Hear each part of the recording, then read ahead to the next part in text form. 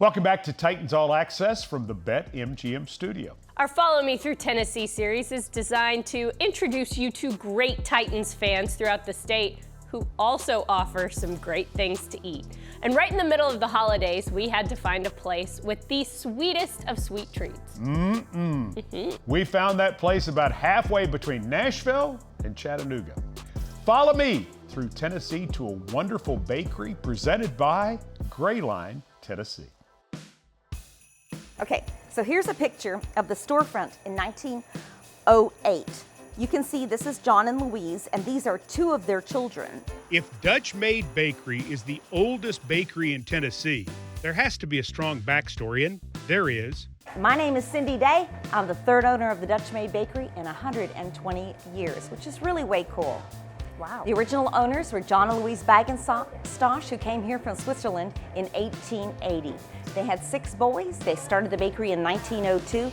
Originally, the bakery was 2-story. They lived upstairs and they worked downstairs. So they made all different kinds of breads even back then. They made the salt rise and the sourdough and the whole wheat, all those kinds of breads that we still make to this very day, which is really cool. Like that? Oh, that's good. Isn't it good? A funny thing happened one day when Cindy Day took a drive from Tampa to Tracy City and saw the closed Dutch-Maid Bakery. So in 1992, the youngest of all the boys, Albert, passed away. By this time, Fritz, the middle boy, had already passed away, and one of the other brothers, John, had already passed away. So when he died, the 2 boys, Herman and Robert, looked at each other, and they were in their early 90s. And they said, "Do you think we should sell the place?" And the one said, "Yes, I think we should." So they sold it to a man by the name of Mr. Lynn Craig. So he did a good job of keeping it from 1992 till 2002. 2002, he passed away. So it ended up closing for 18 months. At that time, I was living in Tampa, and I'd come to check on our property that we own here in Tracy City, and I saw a great big for sale sign go into auction in the front window. And I said, "Oh, well, how hard could it be to run a bakery anyway? I'm gonna buy that." And it was a lot harder than I thought it was gonna be because I didn't realize all these things are made from scratch. The secret remains in the kitchen, or should I say, secrets. And then when I bought all the cookbooks that came with the bakery, there was like 12 volumes of cookbooks. You got to buy the recipe. Had to buy the recipes. A lot of them were handwritten, and I do all the same things that they did. Like that sign right there, the one that says rye, chuck wagon, salt rise, that sign is actually from the 1940s, and we still make all those same breads that they made back then. I had a man came through the door one day and said, "I used to buy every one of my employees Tennessee whiskey cake. Where's your whiskey cake?" Oh. And I said, "I don't know." He said, "I used to buy 250 every Christmas."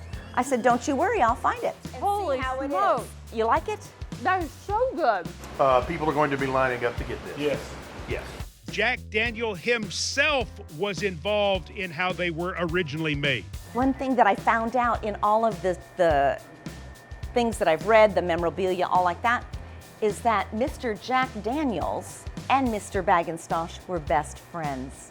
The original guy that started the bakery in 1902, him and Mr. Jack Daniels were best friends, and that's how come they started making Tennessee whiskey cake. We were there with Rhett Bryan and Coach Dave McGinnis. Amy and I talked a lot of Titans football with employees, but admittedly, we were distracted by the wonderful smells and the assortment of goodies.